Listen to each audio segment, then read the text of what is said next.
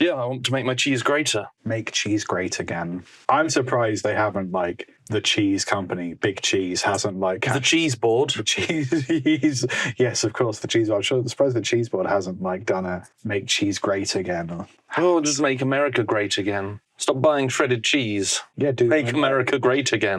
That's why you're all, like, a weak people, is because you haven't been working out the risks. You haven't been grating enough cheese. That's why the iron industry is failing. Steel now, sorry, I forgot about recent evolutions in technology. I thought you meant like the de-wrinkler of clothes. The stuff that metal things are made out of, but I think it's steel rather than iron. Steel's better than bronze, eh? Yeah, that'd get melted by jet fuel. Oh, no, that's how it happened. Yeah.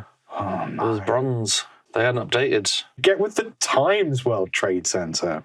It can't now, because it fell over. There was a real conversation with, just to bring it back to Lord of the Rings once again, whether they could call that, because Two Towers, the film, was so soon after 9/11. They were really thinking about changing the name.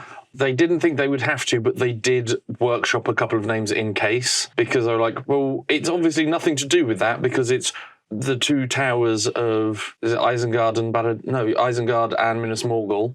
I learnt from a thing. Yes, yeah. Because it's not Barad-dûr, because that is not seen until not visited. I suppose you could interpret it a bunch of different ways, but if that was Tolkien's intention... It depends on what letter he was writing, whether he changed his mind. Yeah, it's one of those things, it doesn't... It was also written in, 1956, so I don't think it was anything to do with the World Trade Center. It was pre-World Trade, I think. Probably. Because you of course assume it's Barad-dûr because it's... I always think... There's the tower with Saruman in, and then the one with the big eye on. Well, I think it's specifically about the communication between the two towers, because they're talking back and forth through the bowling balls. Mm-hmm. But it's also about the fact that I don't think the film really covers it, but Saruman actually wants to be the big bad. Yeah. So it's kind of a little bit about these two towers as being initially allies, but actually they would have, if had Helm's Deep gone in Isengard's favour, they could have been competing forces. Mm-hmm. So that's, I think, what it's kind of about. What else could you have called it? I think it was God, I did find them and I committed them to memory and have completely forgotten as soon as we started talking about them. Trees don't melt steel beams because of the Ents. It's not a good one. We are just workshopping. To Reddit, my new favourite place. Oh, if you go there right, if you go to the proper bits. It's like Google. You don't have to figure out what you want to Google if you just go on Reddit and put roughly the right thing in, because then someone has probably answered your question. That is very true. Yeah. Treason of Isengard. Yes, okay, because trees is a great pun as well. So these are from letters. The Treason of Isengard, The Ring Goes East, The Ring in the Shadow, and The Shadow Lengthens. Well, of course. So I think they were going with The Treason of Isengard. Yeah. I think it had been... Oh, and The War of the Ring might have been Volume 3. I mean, they didn't need to change that. Ring Goes East is good, but of course Paul wasn't available, so it would have just been Ringo. And also it was George that kept going east. Yeah.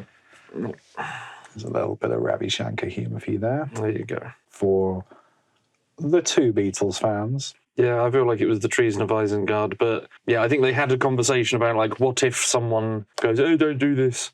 But I think a New Line Cinema was relatively small. Yeah, I think so. I remember seeing a thing saying that if Lord of the Rings hadn't worked, then that was basically everyone who worked on it not working again. Yeah, it was small, it was new. And it's things like Weta Workshop as well that was created for that, which is still a big company. Mm-hmm. It's wild how well it did, considering what a janky production it was.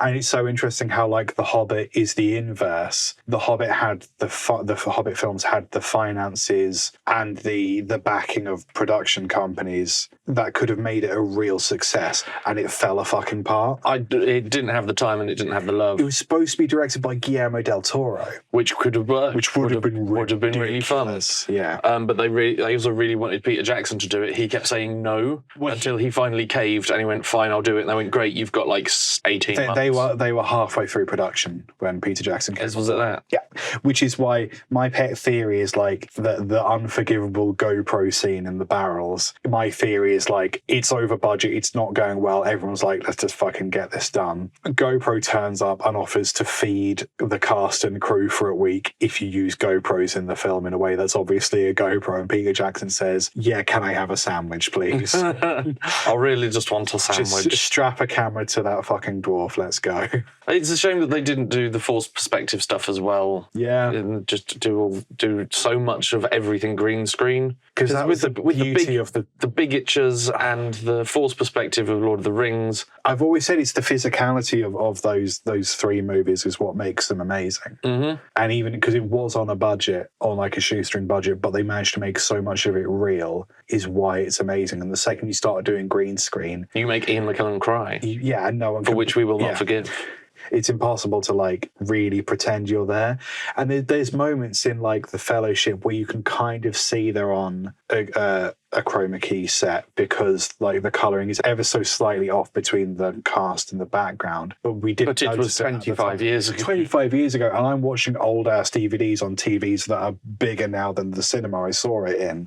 Like, do we want to pull a question out? Because we've just done 10 minutes Lord of the Rings. We've done 5 Lord of the Rings and 3 minutes of just dicking about. What were we dicking about with? I can't remember. I think it's been Lord of the Rings this whole time. Probably been Lord of the Rings this whole time, hasn't it? We know what the audience want. That's the thing. I don't know what we want to talk about. It's Lord of the Rings. Also, it's Lord of the Rings a lot of the time. Isn't there a new film? There's a Hunt for Smeagol. Hunt for Gollum. Yeah. What's why? Why? Cash. Okay. Is the main reason. It is telling the story of Gandalf. It's basically looking Gandalf for Gollum because his mission as Gandalf is to try and make sure Sauron doesn't happen again. I mean, it was 17 years between him, between Bilbo's birthday, and then him coming back. Well, I always assumed it was the next day, and like Frodo's just like, "Why haven't you left yet? You had a flight booked. But like, get out of here, Gandalf." The fact that Frodo was 33 and is now 50. Yes. Yeah, it does look like he's just sort of ridden across a field, spent the night in a library, and then come back. He's got high in the woods, and he's paranoid. And I was like, "Is it safe, Gandalf? It's been 12 hours. What are you doing? I'm about to get bed." It is where you left it. Why is the gardener outside? He's working, Gandalf. Trimming the verge. Yeah, if you realise that time had passed and he'd never met Sam and didn't know Frodo had a gardener and stuff like that. So I think it is about that period of like, where did he go? I think Viggo Mortensen's in it. Okay. He was involved in that whole hunt as well, I guess. It's going to be interesting. I'm up for live action. Yeah. Okay. Did you ever see War of the Rohirrim? No, because I thought it was like a to Netflix thing, but I was getting mixed up with the animated Witcher. It was quite good, actually. Yeah, I'm annoyed that I did because it was weirdly different and weirdly clearly within the same world. I sort of went into it assuming because it was animated, it would be a different imagining of like the Rohirrim, and like I think there's quite a lot of license to explore the Rohirrim because I don't think there's a lot of lore that Tolkien set in stone for them. Mm-hmm. They're just kind of the humans that aren't the Gondorians. But I think that's I think the reason that they got to like explore it a bit more. But it is really good. But actually, there's things like Helm's Deep is the same Helm's Deep. It's just a cartoon now. Okay, it's really cool. That's cool. So like it looks exactly. Yeah, it feels the same. It's great. You explore characters that you sort of don't know a lot about, like Helm Hammerhand, and it is about good and evil, but it's basically about wars between the two tribes of Rohirrim, or some of the tribes of the horses and the men. There are orcs in it at one point, and then they kissy centaur.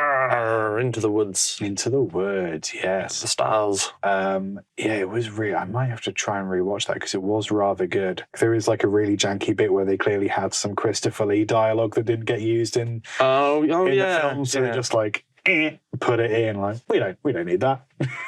But it's like it's fan service in a very obviously like, and now we're just going to think about Christopher Lee for 30 seconds, and now we can go on with our day. Okay, fine. If you're just going to signpost it, fine. That's okay. Yeah, it is pretty good.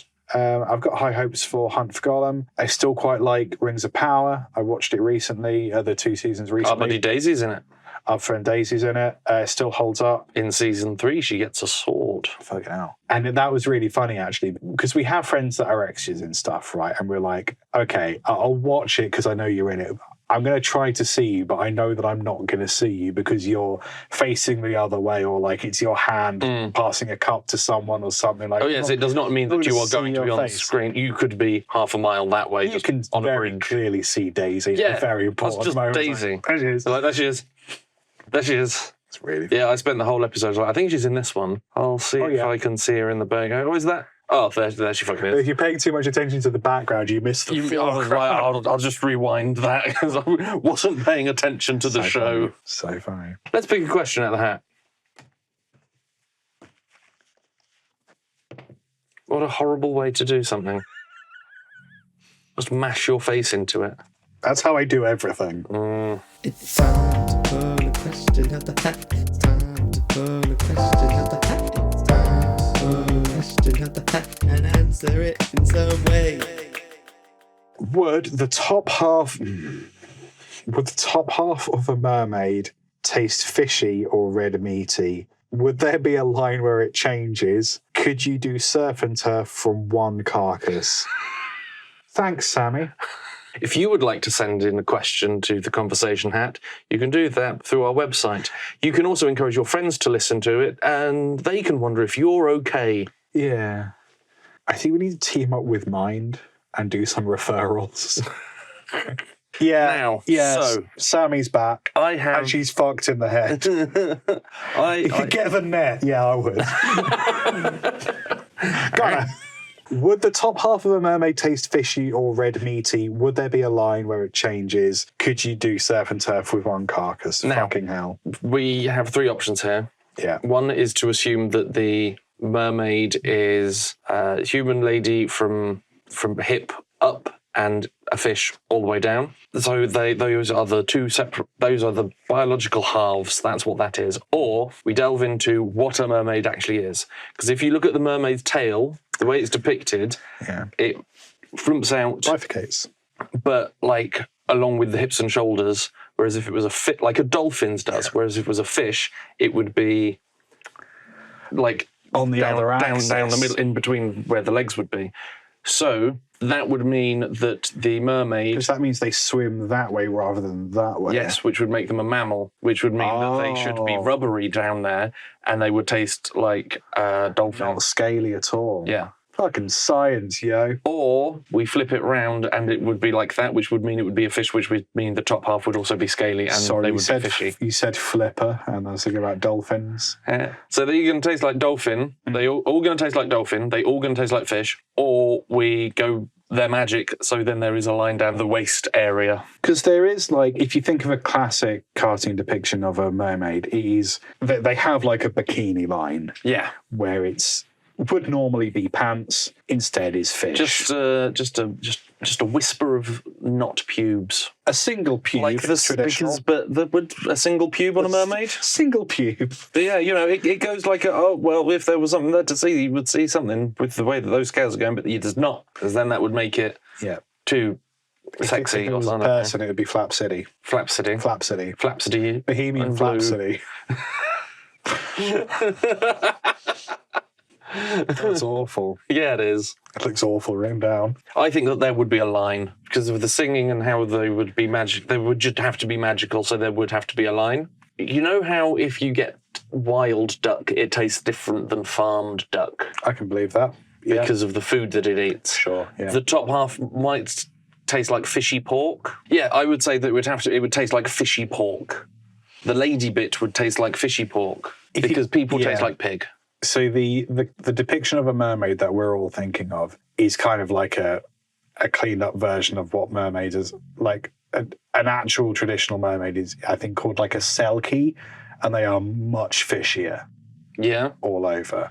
Like they're more like eldritchy monster type things. Yeah, they're blue. They got fucking huge eyes. like if you think about sirens, right? Sirens in like the Odyssey are like gorgeous mermaid creatures, and then you ask them out on a date and they turn into weird, awful monsters. Their mouth descends and they rip your head off with pointy teeth. Yeah.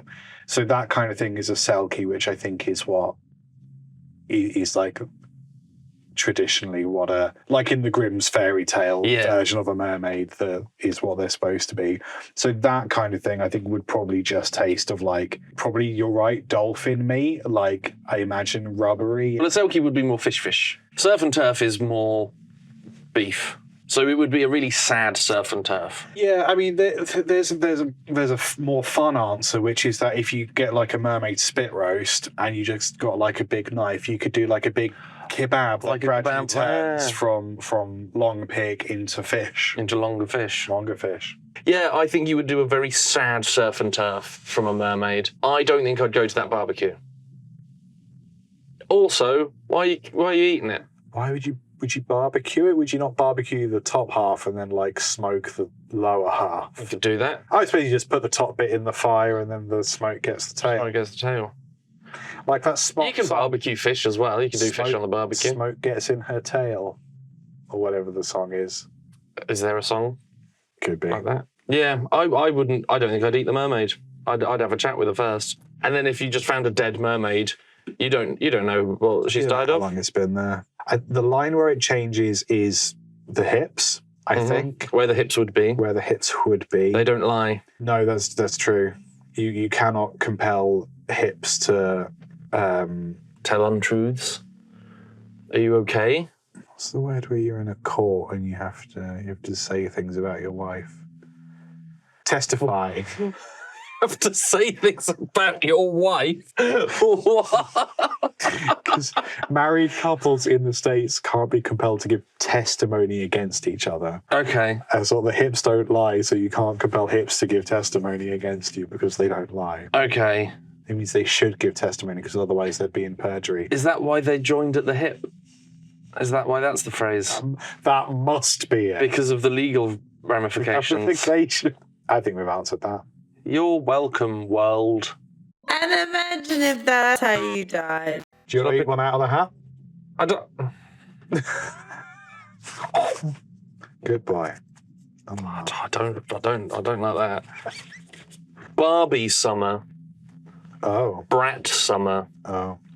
What's next summer? Was there a Barbie Summer? Yeah, it's when Barbie came out. That was referred to as Barbie Summer. Well, yeah, pretty much. Pretty much. Well, there was Barbie. You wouldn't have the Oppenheimer summer. There was Barbenheimer, but Barbie won that. Well, yeah. And then everything was pink and it was all Barbie-y. So that was Barbie Summer, and then where everyone was a Barbie girl in a Barbie world. Then the world was peaceful. And then there was Brat Summer, which some people didn't realise ended up being a little bit more kinky. So I had to have a word with the marketing person at the place that I worked. She was like, yeah, no, don't, no. That's giving a different vibe to what you think it is. Yeah. Maybe don't do that. Maybe chill out with, yeah. Barbie Brat, so presumably it needs to start with a B. Ooh, bombing. Probably Bum Summer. Probably because of war. Bombing. Bombing. Not bumming. Bumming summer. Bum Summer. Bum summer. Yeah. Suns our bums out. That's how you get a beach bum. Ah. Bum summer. What would you like next? Ben Summer. Summer all about me. Bran Summer. Have a really good bowel movement. Keep you regular.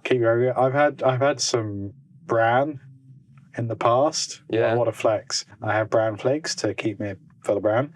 And you can also get just bran, just a big box of bran, put milk in it. Oh, that's hard to eat. That's very difficult. It tastes like what gerbils might live on. I mean, I remember when Mum made malt loaf, and I loved a bit of malt loaf. Okay. But it was the one cake mix that you did not want to lick the spoon of, because you just sort of like, oh, now I'm just filled with cement. Oh, everything about me is claggy. If you want to make a child still, you got to fill them with malt. Yeah. And they will just rigor mortis. Brown Summer. Brown Summer. Fun. Russell Brown Summer. What's he up to? Oh, no. No. Who else? No, that was no. Who else what other heroes do we have, the both of us? Men that we really look up to. Hang on. Model our behaviour after.